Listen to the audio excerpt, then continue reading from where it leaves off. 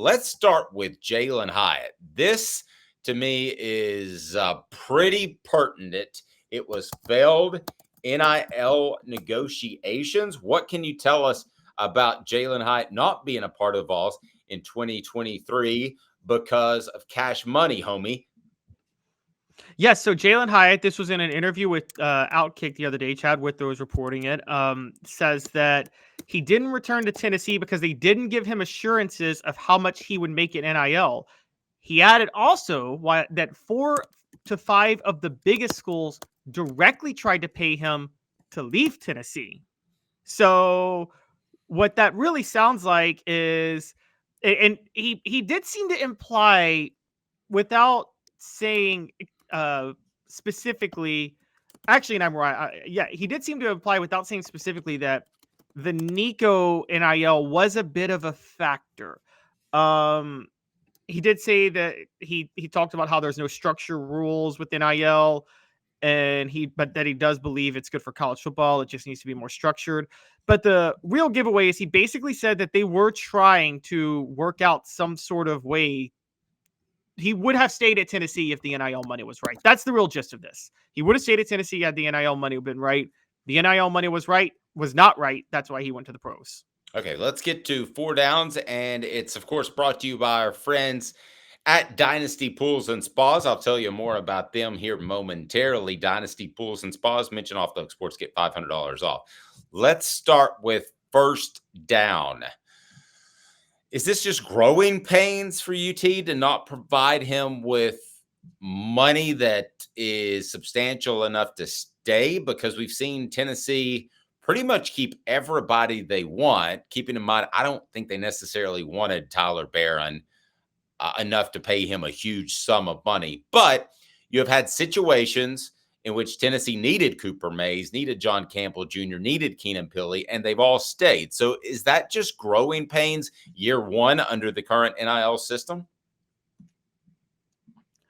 It's possibly growing pains. It could also be, guys, look, we've talked about it before. This is going to be a bit of an extra thing for me to say, but Josh Heupel's a little bit cocky and believes in the guys he finds over the guys that Jeremy Pruitt found. And I'm not sure he's right about that. And I think maybe he felt that Squirrel White would be better than Jalin Hyatt in the slot this year. Well, I'm going to, okay, that leads me to second down, brought to you by Dynasty Pools and Spas. Go to dynastypoolsandspas.com. They've got all the chemicals that have no fillers, and they'll take care of your pool and your spa with their chemicals.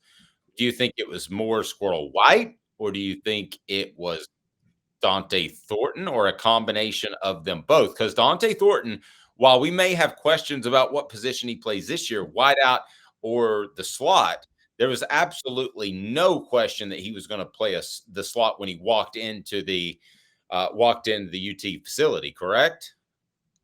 Yes, correct. I think it was a combination of both. I think the combination of Squirrel White and the option that Dante Thornton was there led Josh Heupel to think, I don't really need to pony up NIL money to keep Jalin Hyatt around. There's some other guys I'd rather keep around. And also Josh Heupel. Look, guys, we know this because he picked Joe Milton to start over Hendon Hooker.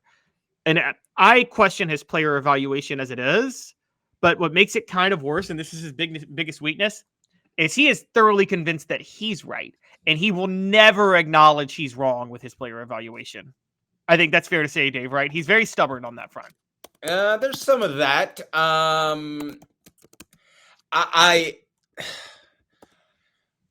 surely to goodness, I find it difficult. I think you and I undervalued Jalin Hyatt, right? Would you agree that, yes, that you and I did that? Surely that the head coach who's been around football his entire life didn't do that. Surely not. Did he think Thornton or White was better? Yes, I think he thought that. We're talking about a guy who thought Milton was better than Hooker. When it was, I'm just going to tell you from what I understand, and you're more tied to the program, but I don't think it was like a 60-40, 50-50 decision on Milton and Hooker. I think everybody that was on the field in practice in 2021 thought Hooker was better. Okay, let me ask you this. Third down, brought to you by Dynasty Pools and Spas right there in Athens. Dynasty Pools and Spas is fantastic. Their showroom show you everything you need to know, discounts for first responders and more. Do you think Milton played a part in Jalin Hyatt? Because he's not going to say that. It's easy to say NIL, but he's not going to say that Joe Milton can't throw the ball. That's part of the reason I didn't come back, right? Yeah, he's not going to say that, but I actually don't think that played a part. I think it came down to NIL because, quite honestly, I was shocked that Jalin Hyatt. If Milton played a part, Jalin Hyatt wouldn't have even entertained NIL in the first place because he knows his draft stock would never have been higher than when he was coming out in 2022. So he could come back and play with Milton and wreck his draft stock. He wouldn't do that for a few extra 100,000 in NIL cash. He wouldn't do that. I disagree. I think that he could have looked worse with Joe Milton, but we can agree to No, disagree. I agree he could have looked worse. I just don't think Milton was a factor because I wouldn't. Look, I'm just going to tell you, Dave, I wouldn't have come back for $1 million if I were Jalin Hyatt. I'd rather go to the pros right now and get my NFL, get the NFL draft money. Cody Hayes jumps in here. Cody, thank you, because this was going to be 4th down. I like Squirrel, but I think he's overrated. What has he done? Comment on the message board. Please hit the like and subscribe button. I'll tell you about today's poll question, but is Squirrel White entering the overrated zone? Is he stepping a foot into the overrated zone, Caleb? We overrated him after 2022 because of what he did in a lot of mop-up duty with Milton throwing him the ball. I want to be fair and say that, can we give all the receivers a bit of a break because of last year? Shouldn't they all get like a bit of a mulligan because of just the... Well, yeah, but if you're going to say that, you got to go back and say that Jalin Hyatt factored in Joe Milton, right? I would have thought he would have. I would have factored in Joe Milton. But Dave, if he were factoring in Joe Milton, then NIL would not have been a factor at all. That's my point. Why would you come back for more NIL money to play for Joe? That would have been the definition, wouldn't it, of tripping over nickels in search of millions? Like, would you sacrifice your draft stock for more NIL money to play with Joe Milton? No, I would not. So that's why I think it was just about NIL with Jalin Hyatt. If it's just about NIL, I would like to know if one of two things happened. Josh Heupel thought he wasn't worth it and had replacements in Dante Thornton or Squirrel White, or he didn't realize how much he was going to have to spend on returning players, keeping players. I'll ask you which it is in just about 30 seconds. We're going to tell you about Dynasty pools and spas. Having the best spas made right here in the United States of America in your backyard. Dynasty Pools and Spas. Their showroom is open in Athens, right off the interstate.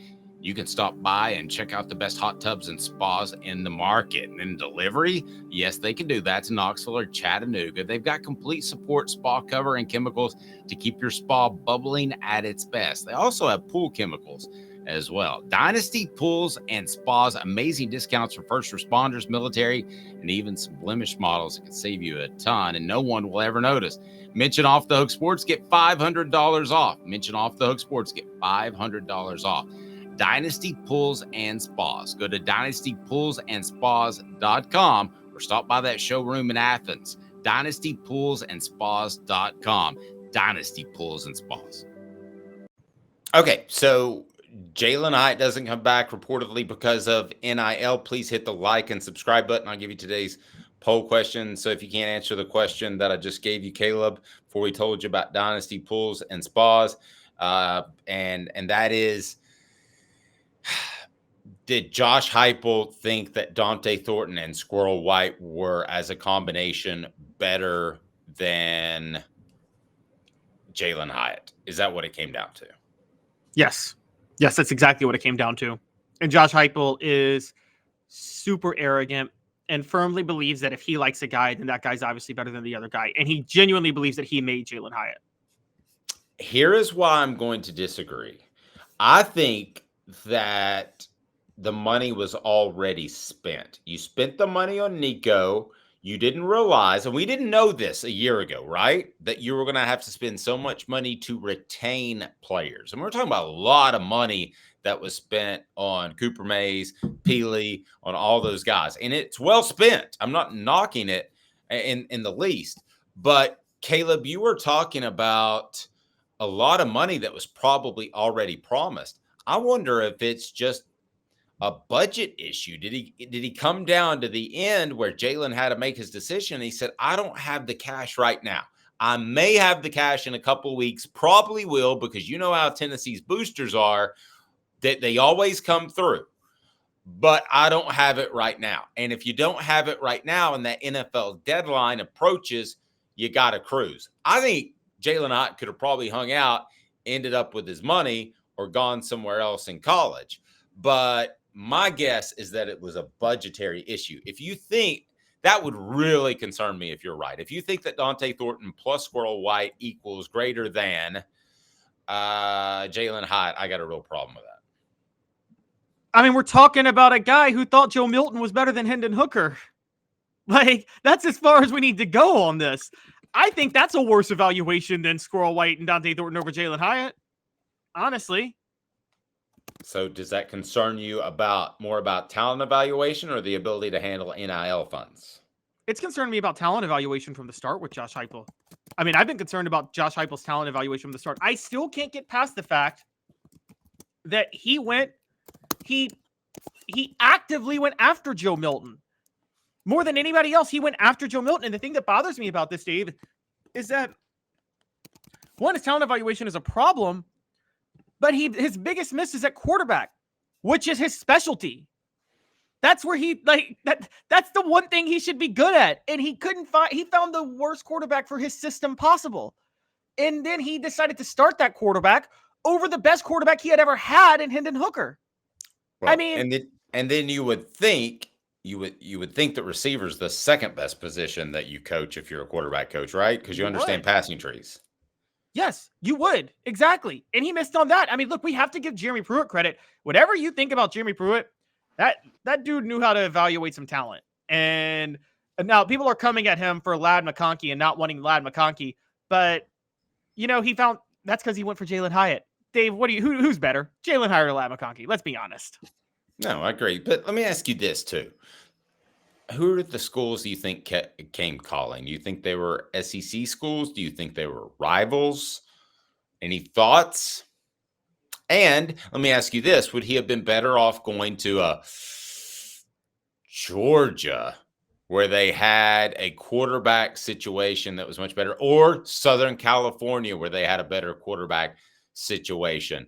Caleb, would he have been better off doing that and going to the NFL after? No, I think going to the NFL was his perfect decision. I don't think he could have gotten. I mean, he would have gone to Georgia. I keep telling you guys this with Mike Bobo as offensive coordinator, and with Carson Beck needing time to develop. Carson Beck, Dave, you know this. He was a bit of a late bloomer this past year, wasn't he? I mean, it was a little bit slow the way he started the season. So I think Hyatt had max draft stock coming out of college. And when you have max draft stock, you go ahead and take particularly if you're a receiver and you don't know how long your shelf life is, you go ahead and take that NFL money. Here's a statement of all statements. Jalin Hyatt would have been Jalin Hyatt again at Tennessee for another year if Nico Iamaleava had been the starting quarterback from the get. And I know the people that think I hate Joe Milton are going to jump all over me, and you're going to say it too early and he was too skinny, which is going to lead us into our next topic. And I understand that, but I will still stand by that till the day I die. Fallout Zone says people will always wonder what have been if Milton didn't get hurt. Would we have ever seen Hooker? I think the same thing happened last year, except Joe Milton never got hurt. I think the best quarterback was sitting on the bench, and Jalin Hyatt would have been Jalin Hyatt all over again had Nico Iamaleava been the starting quarterback from the get. If he stayed. There's a lot of hypotheticals. You see what I'm working at? No, I get what you're saying. This, to me, it wasn't about Joe Milton versus Iamaleava this past year. It was about keeping Iamaleava protected, per se, so you don't mess up your future and you accept the transition year. Joe Milton, here's a real question, Dave. Is Josh Heupel already fired if Joe Milton doesn't get hurt? No. He's a good enough coach to overcome a bad decision or two. Tennessee, what do they do his first year if Joe Milton stays the start of the whole year? They're probably 5-7, not 7-6, right? Yeah, probably. And they're probably 7-5 in 2022, not 11-2. Nothing like a great hypothetical call, and we might do that. Scott says, 100% agree with Caleb. Actively chose Milton over Hendon. We would have never known how good Hendon was if not for injury.